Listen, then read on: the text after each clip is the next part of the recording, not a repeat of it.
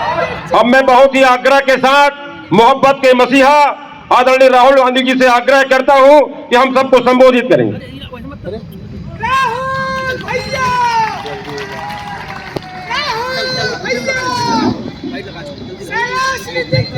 जिंदाबाद, राहुल भैया जिंदाबाद, कुमारी शैलजा जी, जिंदाबाद, दीपक बैद जी, मोहन मरकाम जी,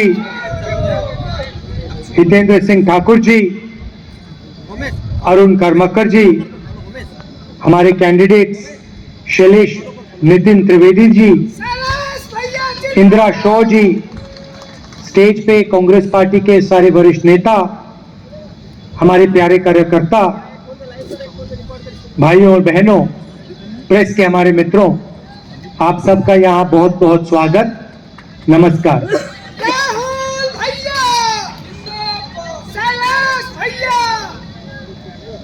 वीर नारायण सिंह जी की जन्मभूमि है, गुरु घासीदास कबीर जी की कर्मभूमि है। यहाँ आकर आज मुझे बहुत खुशी हो रही है। हो गया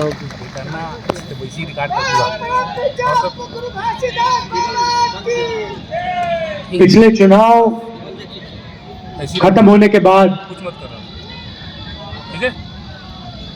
छत्तीसगढ़ के चीफ मिनिस्टर से मेरी पहली मीटिंग हुई। 10-15 मिनट की मीटिंग थी और उसमें मैंने उनको एक दो चीजें साफ कही। पहली चीज मैंने कही कि देखिए,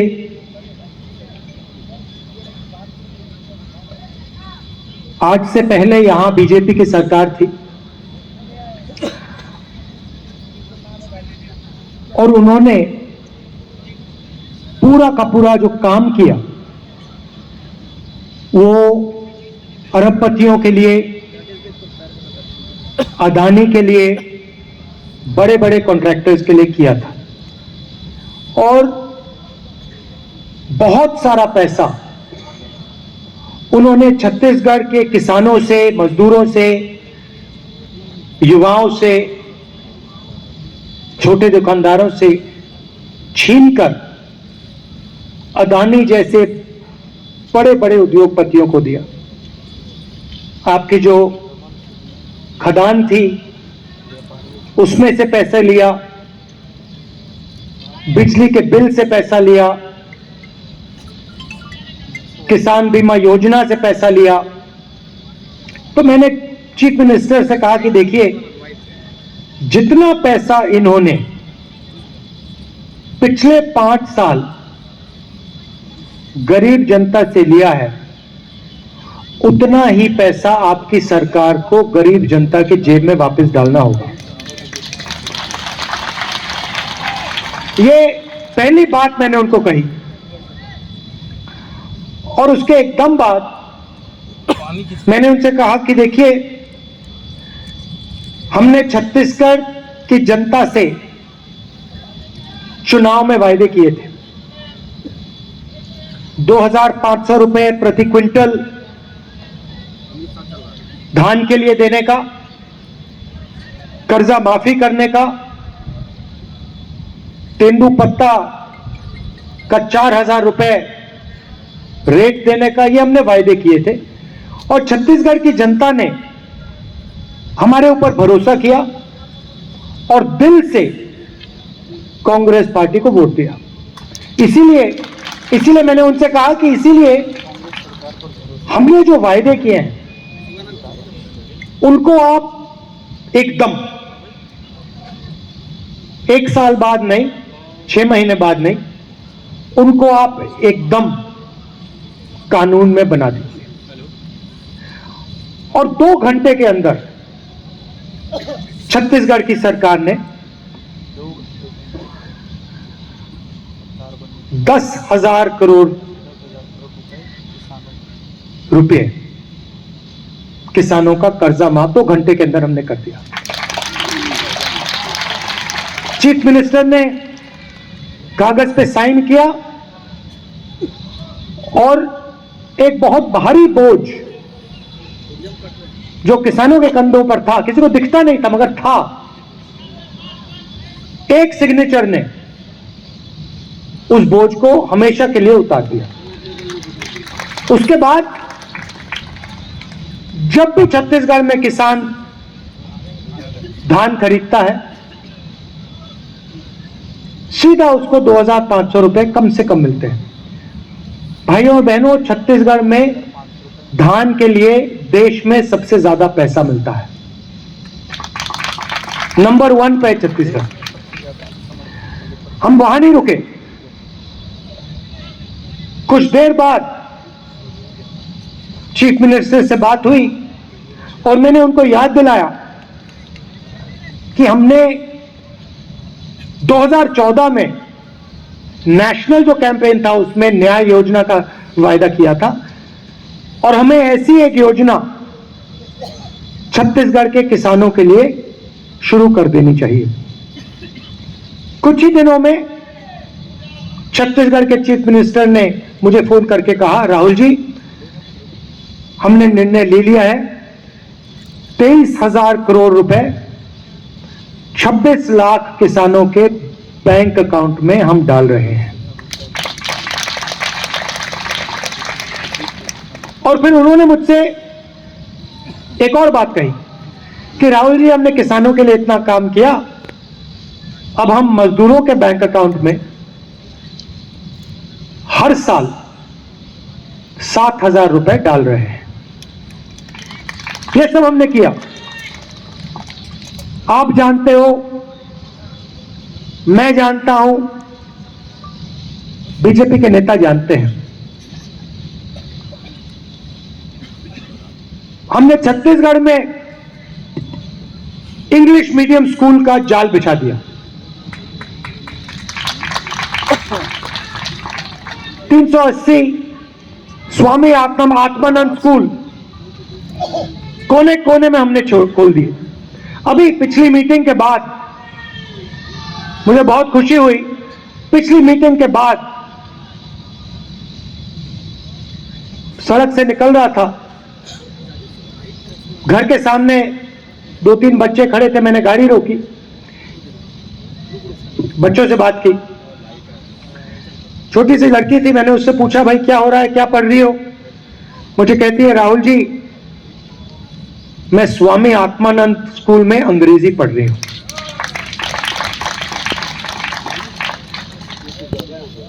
अब आप बीजेपी के किसी नेता से पूछिए, वो आपको कहेंगे, देखिए छत्तीसगढ़ी मत पढ़िए, अंग्रेजी मत पढ़िए, हिंदी पढ़िए। हिंदी पढ़िए, अंग्रेजी मत पढ़िए, छत्तीसगढ़ी मत पढ़िए। मगर अगर आप उनसे पूछें कि भाई आप कह रहे हो कि हमें अंग्रेजी नहीं पढ़नी चाहिए, एक बात बताओ, आपके बच्चे कहां पढ़ते हैं? तो वो आपको जवाब देंगे, हमारे बच्चे तो इंग्लिश मीडियम में पढ़ते हैं। उनके बच्चे इंग्लिश मीडियम में पढ़ते हैं, मगर वो आपको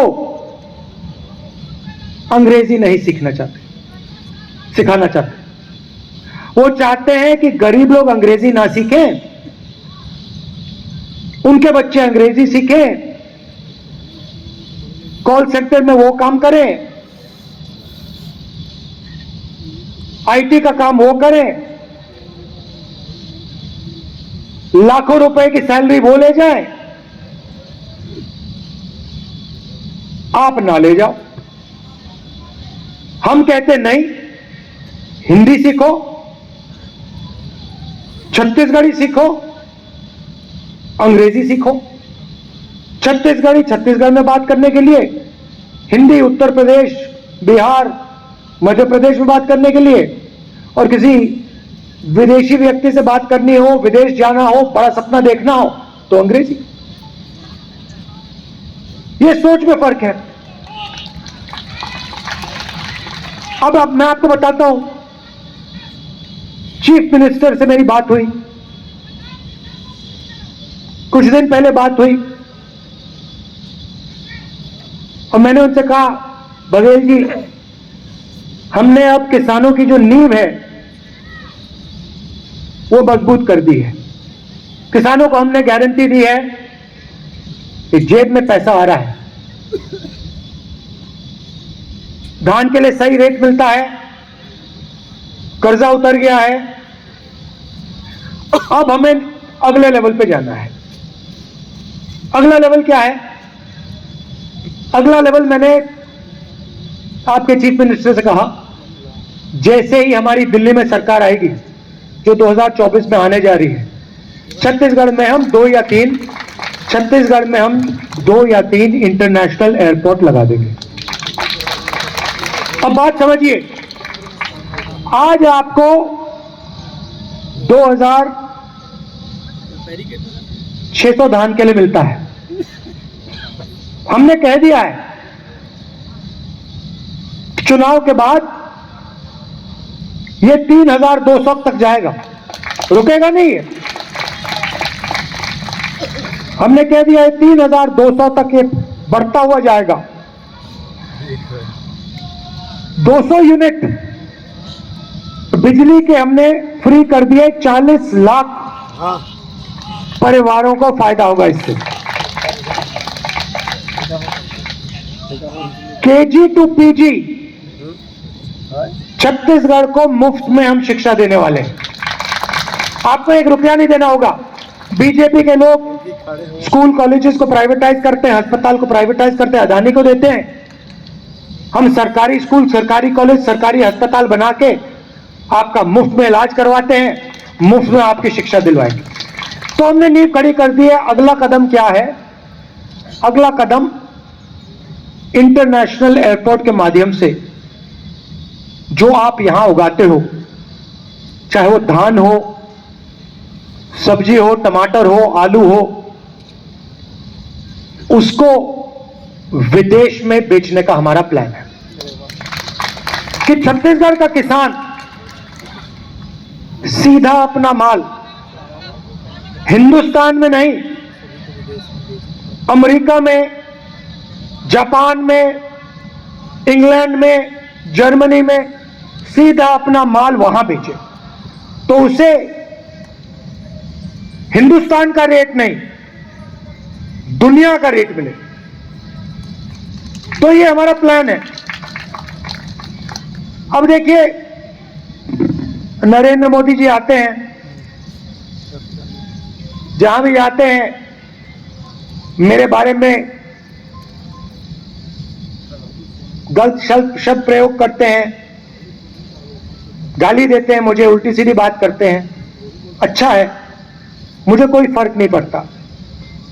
देखिए, मैंने आपको अपना लक्ष्य पहले ही बता दिया।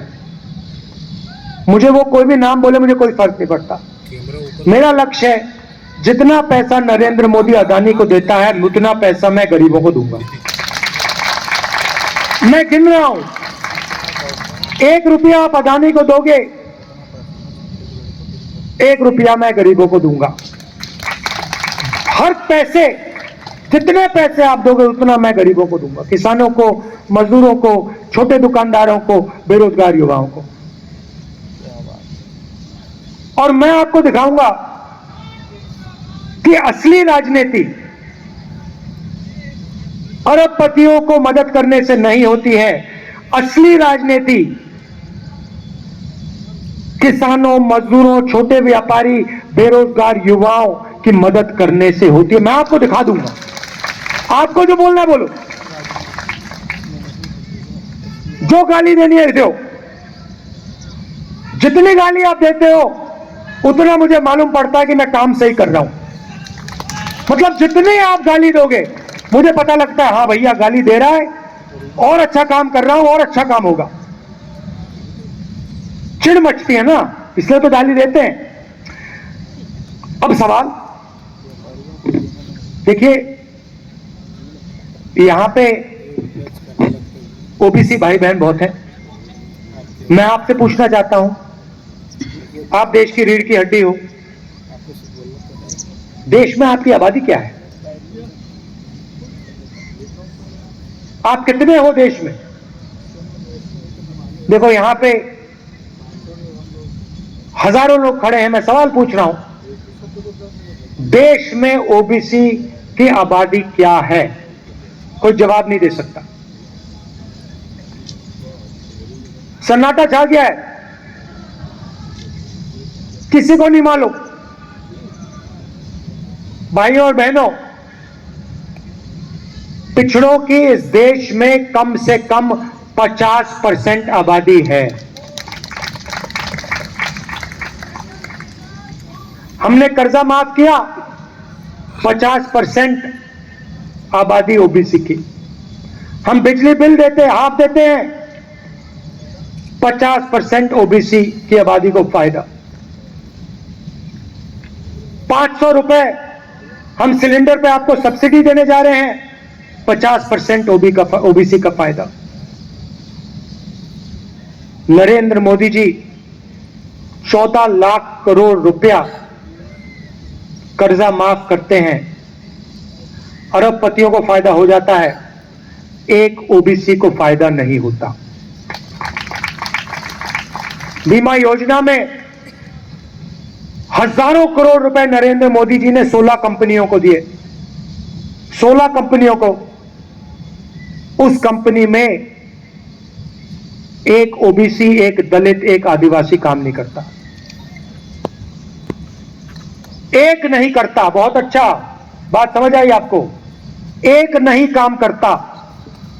अदानी की कंपनी में मुझे ओबीसी दिखा दो, लिस्ट निकालो उसकी कंपनी की, आपको कंपनी में एक पिछड़ा नहीं मिलेगा, एक दलित नहीं मिलेगा, एक आदिवासी नहीं मिलेगा। उसको देश के एयरपोर्ट पकड़ा दिए, अभी यहां पे सीमेंट प्लांट पकड़ा दे दिया, सड़कें दे दी, पोर्ट्स दे दिए, खेती की स्टोरेज दे दी, कोयला के खदान दे दिए। उसकी कंपनी में एक ओबीसी नहीं है, एक दलित नहीं है, एक आदिवासी नहीं। हमारी सारी योजना देख लो, मनरेगा 50% ओबीसी, दलित, आदिवासी। भोजन का अधिकार 50% ओबीसी, दलित, आदिवासी। कर्जा माफ, दलित, आदिवासी, ओबीसी। हमारे काम देखो, उनके काम देखो।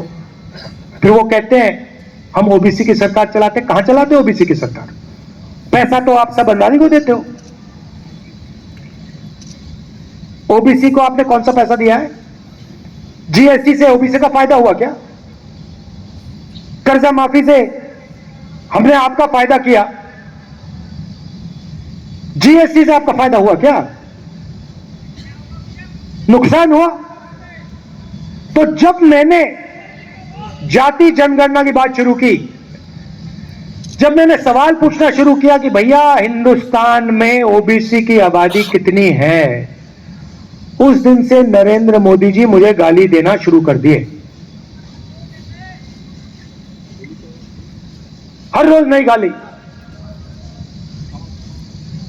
पहले कहते थे मैं ओबीसी हूं,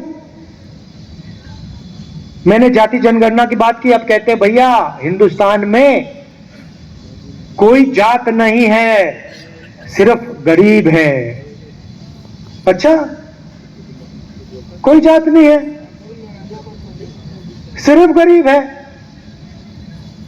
तो फिर आप ओबीसी कैसे बन गए? आप कौन हो फिर? आप हवाई जहाज में उड़ते हो, 12,000 करोड़ रुपए का हवाई जहाज है, 10-12 करोड़ रुपए की गाड़ी में घूमते हो, करोड़ों रुपए का सूट पहनते हो। आपने कभी मोदी जी को 2 दिन एक कपड़ा पहनते हुए देखा है? कभी देखा? एक ही सूट 2 दिन के लिए पहना कभी देखा आपने? मेरी एक ही चलती है शर्ट।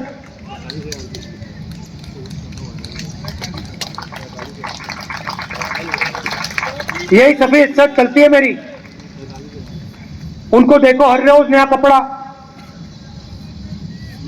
कभी सूट पहनेंगे, कभी शॉल पहनेंगे, अचकन पहनेंगे, काले चश्मे पहनेंगे, हवाई जहाज में उड़ेंगे। मगर जब ओबीसी को मदद करने की जरूरत आई, जब समय आया, तो देश में ओबीसी नहीं है, देश में कोई जाति नहीं है, सिर्फ गरीब है भाइयों बहनों। मैं आपको बताता हूं प्रधानमंत्री ने यह क्यों बोला। 90 लोग इस देश को चलाते हैं, सरकारी अफसर हैं, दिल्ली सरकार को चलाते हैं, आईएएस अफसर हैं।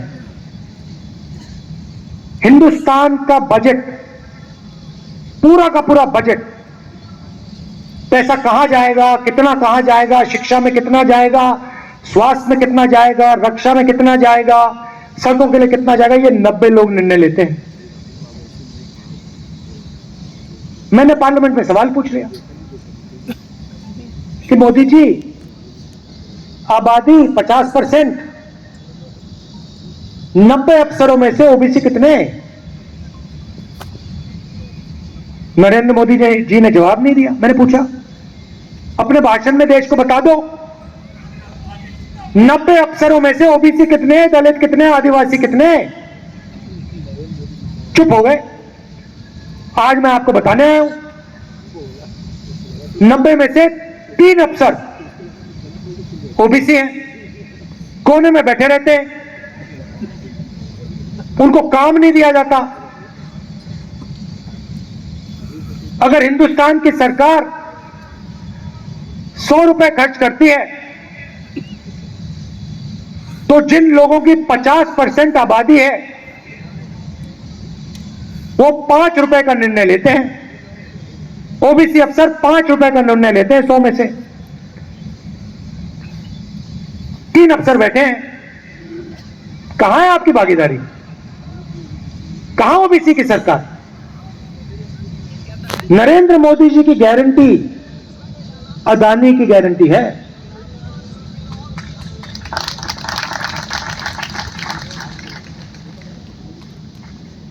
जो वो करते हैं अदानी जी और अदानी जी जैसे लोगों के लिए करते हैं।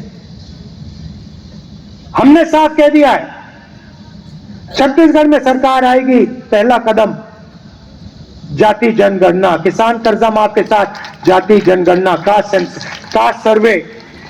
और दिल्ली में सरकार आएगी, पहला कदम पूरे देश में जाति जनगणना।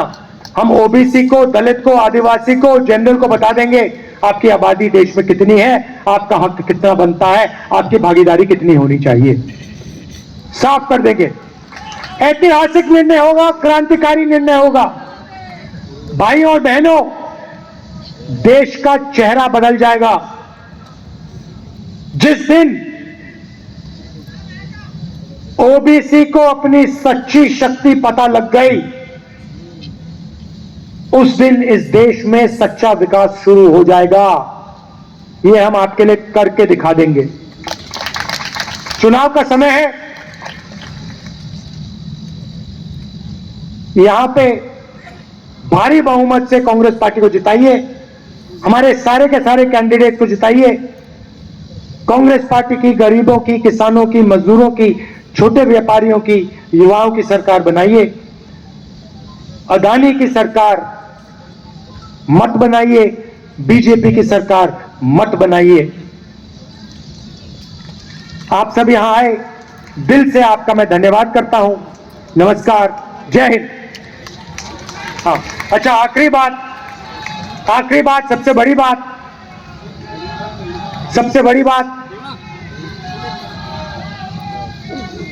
ये मेरी देख लीजिए। गृह लक्ष्मी योजना, नाम सुना है आपने? सुना है? आप जानते हो ये क्या है? छत्तीसगढ़ की हर महिला को सीधा बैंक अकाउंट में साल का 15,000 रुपए कांग्रेस पार्टी डाल के दे रही है। हर महिला को बैंक अकाउंट में 15,000 रुपए। धन्यवाद, जय हिंद।